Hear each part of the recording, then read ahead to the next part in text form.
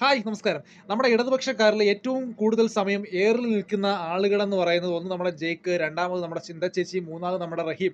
ഇവർ 3 പേരാണ് ഏറ്റവും കൂടുതലും ഏറിൽ നിൽക്കുന്ന ആൾക്കാർ ഇവർ 3 പേരുമാണ് ട്ടോ. നിങ്ങൾക്ക് തന്നെ അറിയാലോ. പക്ഷേ ഇപ്പൊ ചിന്ത ചേച്ചി ഏറിൽ കയറിയത് ശരിക്കും അതൊരു എന്താണ് വെറും ഒരു രാഷ്ട്രീയ വൈരാഗ്യത്തിന്റെ പുറത്താണെന്നാണ് എനിക്ക് തോന്നുന്നത് കേട്ടോ. കാരണം നിങ്ങളെല്ലാം കണ്ടായിരുന്നല്ലോ ഒരു വീഡിയോ എന്ന് പറയുന്നത്. അവര് മറ്റേ ഏതൊരു പ്രോഗ്രാമിന് പോയിട്ട് ബിയർ ബോട്ടിലിൽ വെള്ളം കുടിക്കുന്ന സമയത്ത് അതിനെ വളരെ മോശമായിട്ടൊക്കെ അതൊക്കെ ഒരു ഒരു നിലവാരമില്ലാത്ത തമാശയായി പോയിട്ടോ.